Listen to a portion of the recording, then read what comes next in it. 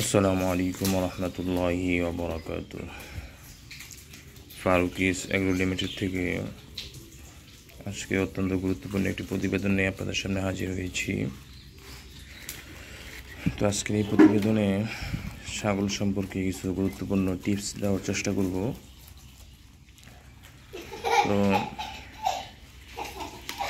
আজকে এই প্রতিবেদনে আমি যে বিষয়গুলো উল্লেখ করতে চাচ্ছি, যাতে করে এই বিষয়গুলো দেখে আপনাদের যাদেরই ছাগল আছে তারা যেন আমার এই ভিডিওটি দেখে আপনারা উপকৃত হন, সে লক্ষ্যেই আজকের এই ভিডিওটি করা।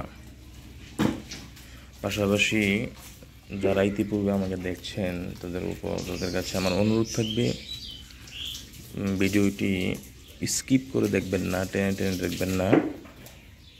আর অবশ্যই আমার চ্যানেলটিকে সাবস্ক্রাইব করে রাখবেন। নিত্য নতুন যে বিষয়গুলো নিয়ে আমি কথা বলি, সেই বিষয়গুলো জানার পরে সেই বিষয়গুলো দিয়ে যদি আপনি কাজ করেন, ইনশাল্লাহ আপনি এর থেকে আপনি অনেক বড় বড় সমস্যা থেকে আপনি ইনশাল্লাহ পরিত্রাণ পাবেন। তো আমার এই ছাগলটি ঘরেরই একটি ছাগল, খাসি বাচ্চা। একে আর কি আমি যে পরিমাণে খাবার খাওয়াচ্ছি, মানে একে আমি কোনো খাবারই বাদ রাখিনি আলহামদুলিল্লাহ। দেখা যাচ্ছে আমি কলা খাওয়াই, মাঝে মধ্যে আমার বাচ্চাদের জন্য যদি আমি আপেল টাপেল আনি, তো দেখা যাচ্ছে সেখান থেকে আমি একটি আপেল ওকেও খাওয়াই, আঙ্গুর ফল খাওয়াই, মালটা খাওয়াই। এরপরে তো বুসি, আপনার ভুট্টা ভাঙ্গা, গম, এগুলো তো আছেই। আর কাঁঠাল পাতাটা নিয়মিত খাওয়াচ্ছি। কাঁঠাল পাতাটা একটা অ্যান্টিবায়োটিকের মতো কাজ করে।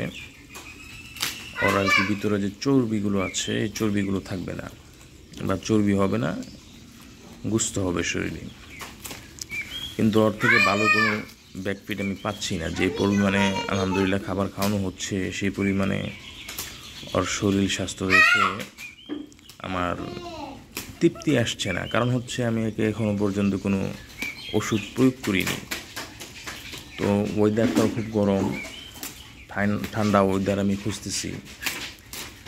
ইতিপূর্বে আল্লাহ তাআলা বৃষ্টি দিয়েছেন, এখন ওয়েদারটা একটু ঠান্ডা। তবে একে এই ঠান্ডার মধ্যে আমি কৃমিনাশক করানোর চিন্তা ফিকির করেছিলাম। কারণ আপনি যদি আপনার ঘরের গরু হোক, ছাগল হোক, মুরগি হোক, যদি কৃমিনাশক না করান, তাহলে দেখা যায় যে খাবারগুলো আমরা তাদেরকে খাওয়াই, এই খাবারগুলোর বেনিফিট পাওয়া যায় না। দেখা যায় কৃমিতেই আপনার এই খাবারগুলো নিষ্কাশন করে ফেলে।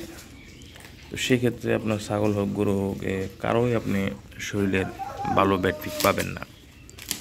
তো সেই হিসেবে আমি তাকে কৃমিনাশক করাবো। কৃমিনাশক করানোর পরপরই লিভার টনিক এবং এরপরে আমি জিঙ্ক করাবো। তো এই ওষুধগুলো খাওয়ানোর পরে আশা রাখি যখন যে কোনো খাবারই খাওয়াই সেটা শরীরে লাগবে, শরীর স্বাস্থ্যবান হওয়ার জন্য, আরও বড় বৃদ্ধি হওয়ার জন্য। তো এই ওষুধগুলো প্রথমে আমি ওকে প্রয়োগ করার পরে ইনশাল্লাহ আশাবাদী যে ওর শরীরে যে কোনো খাবারই আমি দিই, সে খাবারগুলোর একটি প্রতিক্রিয়া থাকবে।